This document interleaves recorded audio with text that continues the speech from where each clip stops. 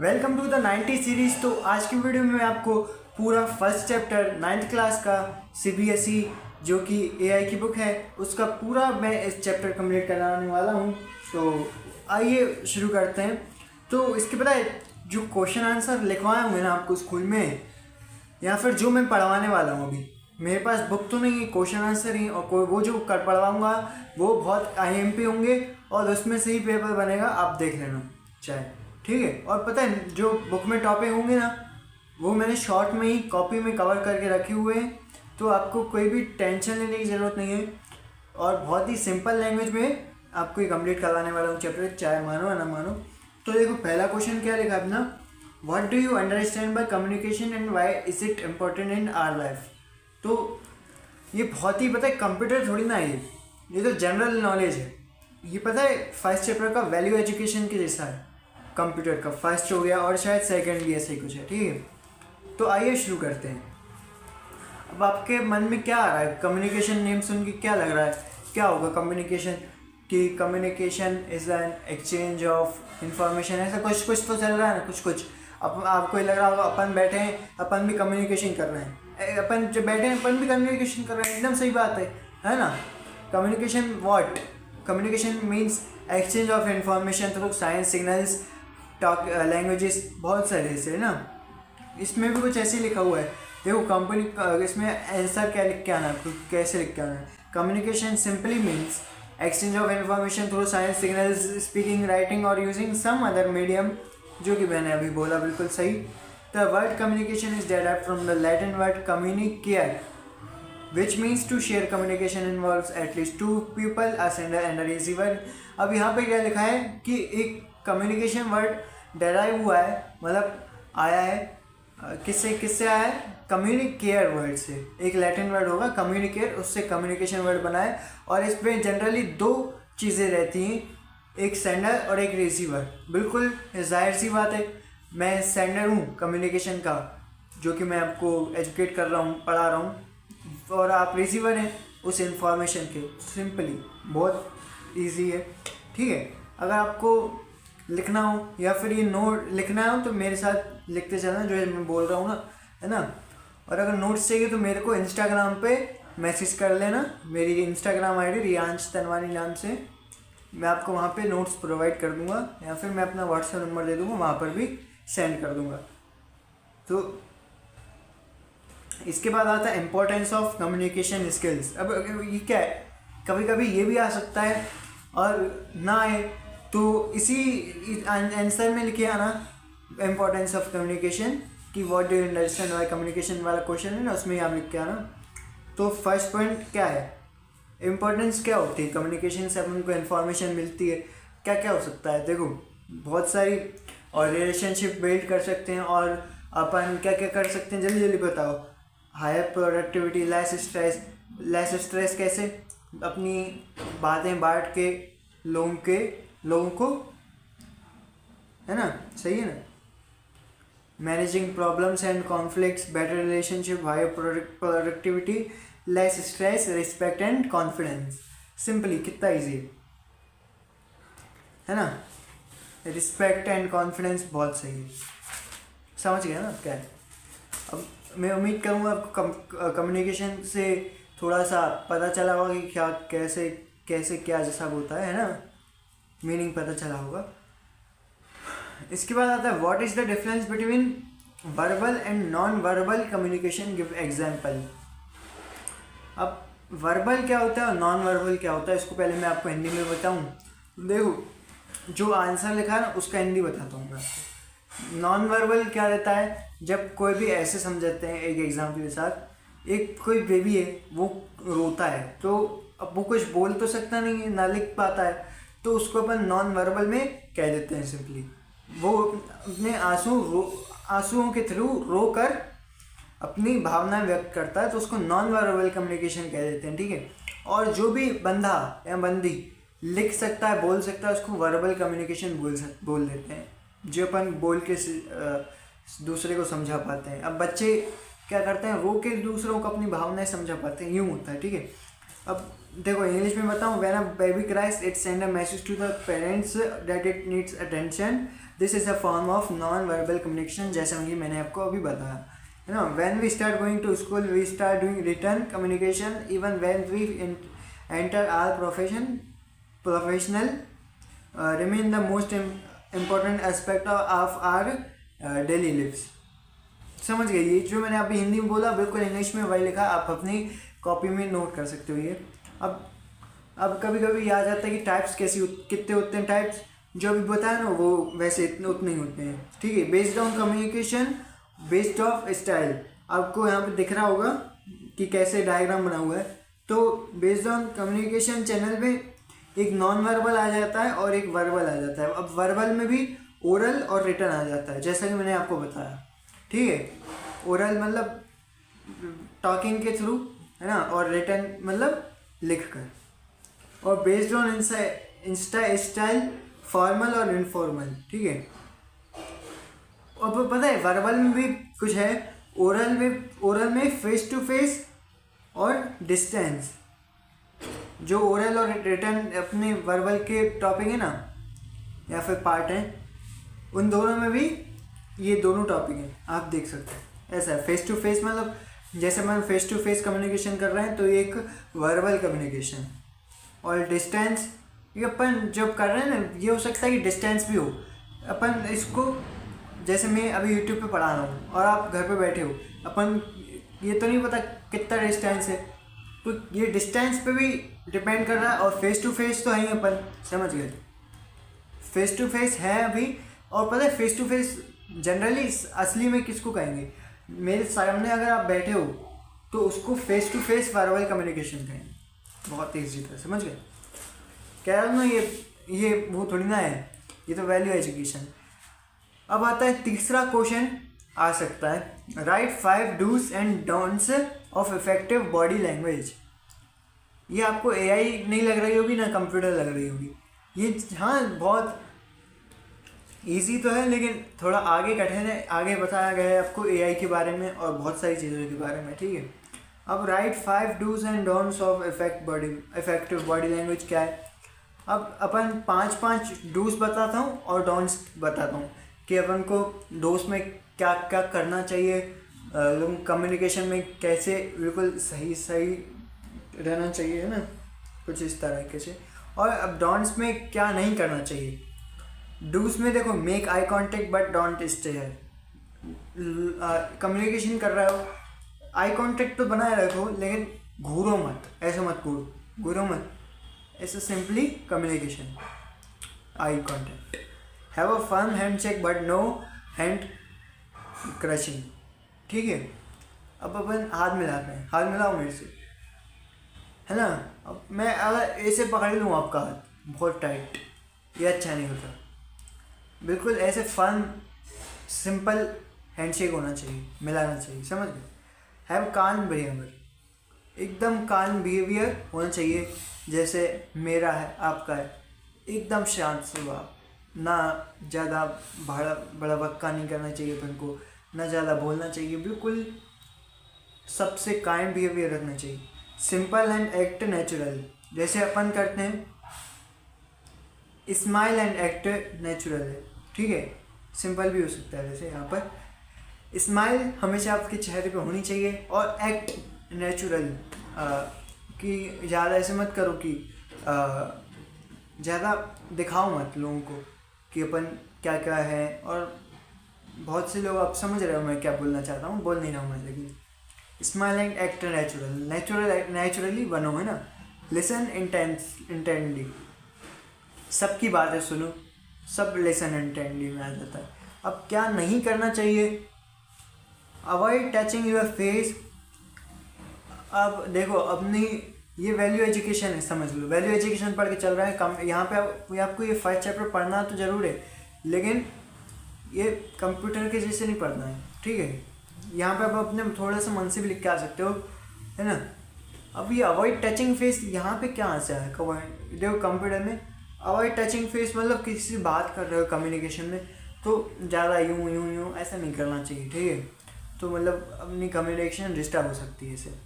No leaning back and sitting casually, no leaning back and sitting casually, समझ गए।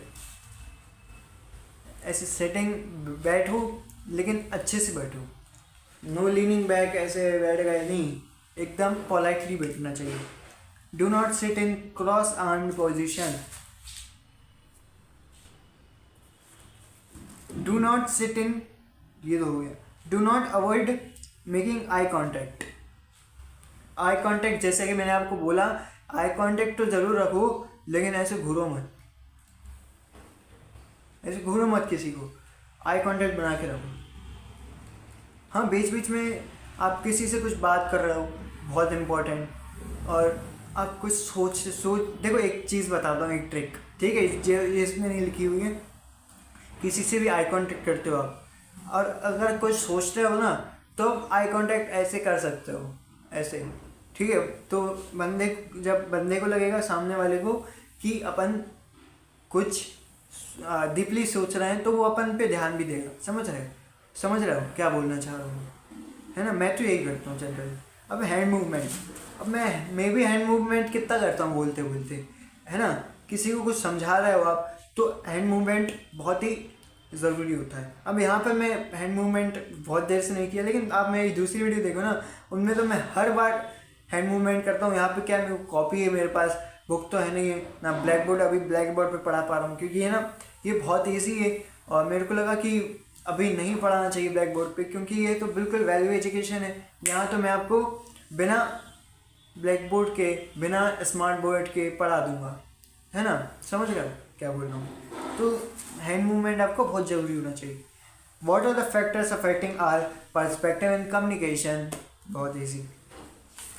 अब पता है, ये आंसर बहुत ज़्यादा बड़ा है, ये यहाँ पे तो मेरी कॉपी में 2.5 पेज का आंसर लिखा हुआ है ना। तो मैं आपको पूरा पढ़ के बता देता हूँ, चलो हिंदी में बता दूंगा। A factor, how the factor can become a barrier. अब भाई, ये बहुत ही बेसिक जनरल नॉलेज का क्वेश्चन है 9th वालों। फैक्टर कि क्या फैक्टर है कि अपन कम्युनिकेशन में क्या क्या बैरियर आ सकते हैं जनरली। अब आप सोचो क्या क्या हो सकता है, जल्दी जल्दी सोचो। लैंग्वेज हो सकता है ना, लैंग्वेज कैसे हो सकता है, और जल्दी जल्दी विजुअल परस्पेक्शन हो सकता है, पास्ट एक्सपीरियंस हो सकता है, प्रीजुडिस हो सकता है, फीलिंग्स हो सकती है, एनवायरनमेंट हो सकता है, पर्सनल फैक्टर हो सकता है, कल्चर हो सकता है। रुको रुको रुको, बस ये क्या बोल रहा हो सर, अब मैं बताऊँ क्या है, समझ में नहीं आया ना। चलो आपको एक बार हिंदी में बताता हूँ। लैंग्वेज कैसे हो सकती है एक बैरियर के फॉर्म में। लैंग्वेज पता है कैसे हो सकती है, अपन देखो हिंदी बोल रहे हैं, अब यहाँ पे मैं आपको फ्रेंच में पढ़ाने लग जाऊँ, चाहे मुझे ही ना आती हो, तो क्या आपको समझ में आएगा कुछ? अच्छी घंटा, है ना, नहीं आएगा ना। तो लैंग्वेज ऐसे ही बैरियर तोड़ सकती है किसी का भी कम्युनिकेशन का। समझ गए आप। यहाँ पर क्या लिखा है, language is the basic in communication as it forms the basic of all communication. Imagine if two people are from different nationalities interact without knowing each other's language, how difficult it would be. It affects all forms of communication like verbal and written. कितना easy है ना। यहाँ पे verbal और return communication में भी difficulties आने लगेंगी। अगर कोई, जैसे कि एक एग्जांपल के थ्रू यहाँ पे बताया गया है कि कोई दूसरी नेशनलिटी का बंदा है, उसकी अपन लैंग्वेज, उससे अपन कम्युनिकेशन ही नहीं कर पाएंगे। अब विजुअल परस्पेक्शन क्या होता है, perception. Visual perception is the ability to see, organize, interpret one's environment. It also includes communicating partially drawn pictures with visual perception. अब ये क्या है, विजुअल जो इमेजेस रहते हैं उनके थ्रू भी कभी कभी कम्युनिकेशन में बैरियर आ सकता है। और past experience, many a time we draw on our past experience to communication in the present as well as for example. I did not score well in a certain subject, so this time I may not do well. अब ये क्या है, ऐसे अपन इसमें example के साथ दिया है कि पास्ट एक्सपीरियंस से अपन अपना प्रेजेंट अच्छा कर सकते हैं कम्युनिकेशन में। जैसे कि एग्जाम्पल यहाँ पे दिया हुआ है कि मेरी भी, मैं अपना एग्जाम्पल लेता हूँ रियल लाइफ बेस्ड। मैं पहले अच्छी वीडियो नहीं बना पाता था, अब थोड़ी एवरेज बना पाता हूँ, समझ रहे हो। वी ड्रॉ, और जैसे यहाँ पर दिया है कि मैंने पिछली बार मैंने पिछली बार एग्ज़ाम में अच्छा नहीं किया, मार्क्स अच्छे नहीं आए, तो अब मैं और मेहनत करूँगा और सोचूंगा कि और अच्छे मार्क्स लाऊं। तो ये पास्ट एक्सपीरियंस से अपन प्रेजेंट एक्सपीरियंस अच्छा कर रहे हैं, तो यहाँ पे लिखा है पास्ट एक्सपीरियंस। अब प्रीजुडिस क्या हो सकता है? Fixed notion that you need to study from certain sources and questions in the exam will come from there only in a wrong notion and can be misleading. अब ये prejudice क्या हो सकता है? फिक्स्ड मोशन पे काम करता है, ठीक है। हमें पता है स्टडी करने की सर्टेन सोर्सेज को स्टडी करना चाहिए, और जैसे यहाँ पे एग्जांपल दिया है कि फिक्स्ड रहता है ना, जैसे अपना कि यही कॉपी में बुक में से आएगा एग्ज़ाम में, तो बिल्कुल सेम वे में ये प्रेजुडिस हो सकता है। कम्युनिकेशन अपनी फिक्स्ड वे में होती है यहाँ पर। जैसे एक स्कूल में क्या रहता है, यही बुक पे से आपके एग्जाम में आएगा, सिंपली बिल्कुल यही लिखा हुआ है, समझ गया। फिक्स्ड मोशन के प्रेजुडिस क्या हो सकता है? Prejudice is the fixed notion, ये कीवर्ड है इसका। Feelings, a person's feelings and emotion can sometime leads to wrong communication. अब किसी की कोई रो रहा है और कोई खुशी के आंसू रो रहा है, ये मैं आपको अपनी तरफ से एग्जांपल ले रहा हूँ। अब कोई रो रहा है, कभी कोई खुशी के मारे रो रहा है, इन दोनों में कितना डिफरेंस है? अब ये भी कम्युनिकेशन। अब कोई खुशी के मारे रो रहा है तो कोई आके बोलने लगा, भाई चुप हो जा, क्यों रो रहा है भाई, क्यों रो रहा है ना, क्यों रो रहा है यार, चुप। अब वो बोलेगा, भाई मैं कहाँ रो रहा हूँ यार, खुशी के आंसू हैं। यहाँ पे मिसलीड हुआ कम्युनिकेशन। और कोई सच में रो रहा है, कोई सच में इमोशनली डैमेज है, तो वो क्या करेगा इमोशनली। अब कोई इंसान उसको बोले, अरे काहे को खुशी के आंसू रो रहा है यार, यहाँ पे आया ना यहाँ पर दोनों जगह मिसलीड इन्फॉर्मेशन, समझ गए? Mislead information, wrong communication. अब इन्वायरमेंटल डिस्ट्रैक्शन, इन्वायरमेंट क्या होता है? Environmental distraction may also lead to difficulty in understanding. अब बहुत सारी जगह पे लैंग्वेजेस बहुत अलग अलग हैं, ठीक है। अब कहीं पे आप जाके किसी और इन्वायरमेंट में जाके, कहीं और नेशनली में जाके, कंट्री में जाके हिंदी बोलने लगो, वहाँ पे इन्वायरमेंट चेंज है ना, वहाँ पे थोड़ी ना हिंदी समझेंगे वहाँ पे लोग, ठीक है। तो ये भी एक डिफ़िकल्टी टू अंडरस्टैंड हो जाता है, ठीक है। अब पर्सनल फैक्टर क्या होता है? Various personal habits may lead to difficulty in communication. Personal factor, जैसे मेरी कोई अलग वो है, क्या कहते हैं उसको, मेरे को कुछ और अच्छा लगता है, प्रायोरिटी। मेरी कोई और प्रायोरिटी, आपकी कोई और प्रायोरिटी, ठीक, समझ गए? तो यहाँ पे ना अपनी कम्युनिकेशन डिफ़िकल्ट होने के चांसेस ज़्यादा हो जाते हैं, समझ गए? और फिर आता है कल्चर। ये तो बहुत ही है, जैसे आपको सुन के ही लग रहा होगा कि कल्चर से कम्युनिकेशन में मिसलीड आना, ठीक है, डिफ़िकल्टी टू कम्युनिकेशन में आना। अब different cultures have different meanings of signs and gestures such as showing a thumb may mean good job done, ठीक है, for some people, but it may be considered insulting in other culture. अब यहाँ पे मैं आपको thumb दिखा रहा हूँ, मतलब गुड जॉब। अब हो सकता है कोई और नेशनल में लगता हो कि ये एटीट्यूड है, या फिर इंसल्टिंग वे में हो, ठीक है।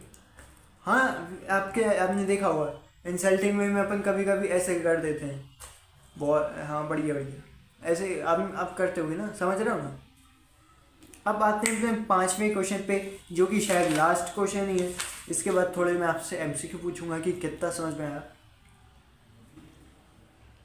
Draw a diagram of communication cycle and list down the importance of communication at the work place.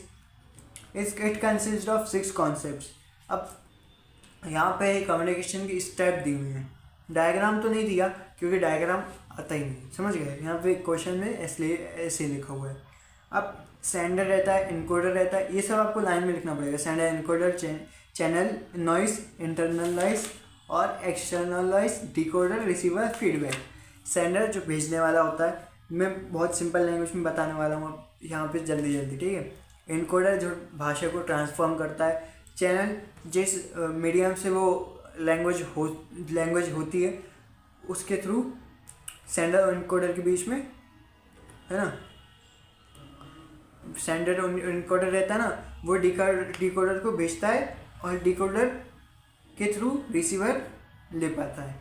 और ये ओरल में हो सकती है, रिटर्न में हो सकती है, या फिर विजुअल फॉर्म में हो सकती है।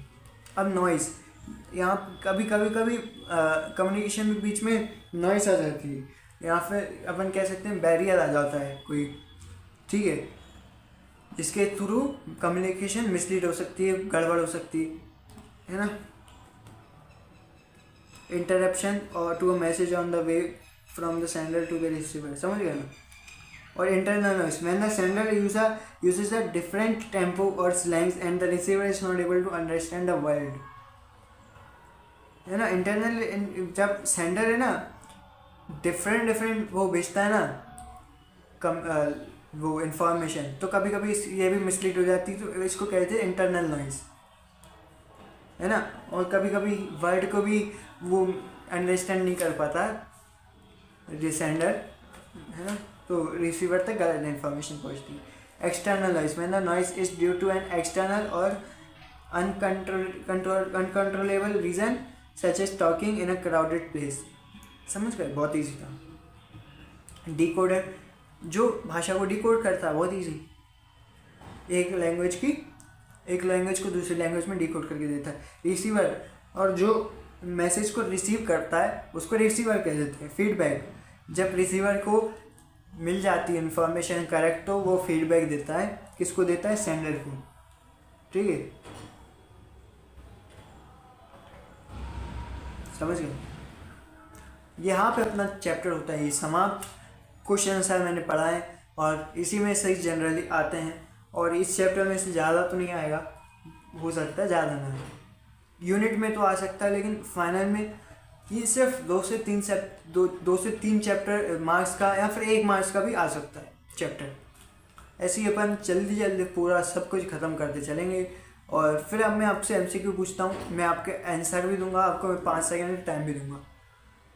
Which of there is a series of sentence that are organised, क्या लिखा है, coherent and related to one single topic, इसका आंसर बताओ।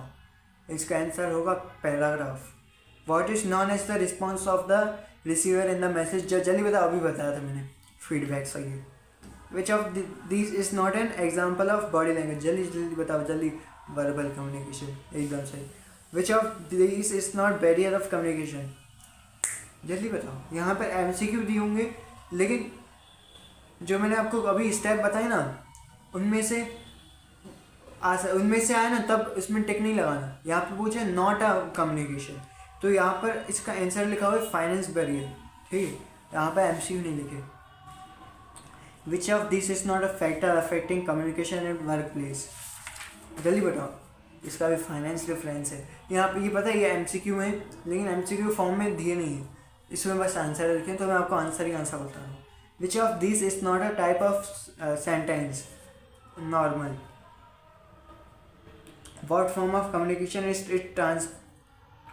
transmission of information and idea using symbol and imaginary visual, ये तो अब आपको समझ में ही आ रहा होंगे ना, बहुत ही ईजी लिखें।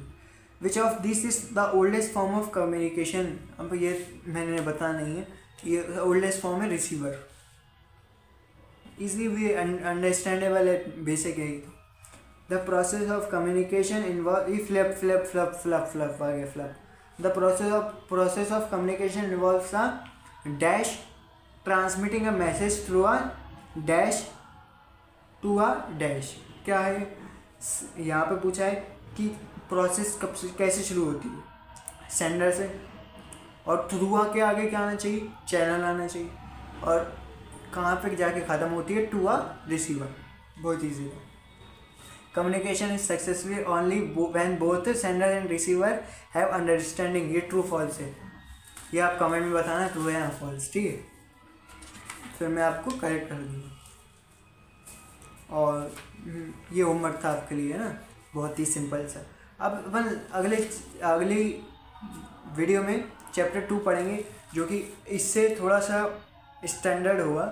तो उम्मीद करता हूँ आपको ये वीडियो अच्छी लगी होगी, और आपको इस वीडियो में, यहाँ जो वीडियो ढूंढ रहे होगे ना आप, मेरे को पता है ना, बहुत आपने बहुत ढूंढा होगा तब जाके आप यहाँ तक पहुँचे होंगे, क्योंकि यहाँ यूट्यूब पे ऐसे कोई भी नहीं बताता ये बच्चों वाली चीज़ें, क्योंकि और मेरे को पता है बच्चों वाली चीज़ें भी कभी कभी टफ लगने लगती हैं, लेकिन मैं हूँ ना, मैं यहाँ पर सब पढ़ाता हूँ 9 से लेकर 11th वालों को हैकिंग के बारे में सब कुछ।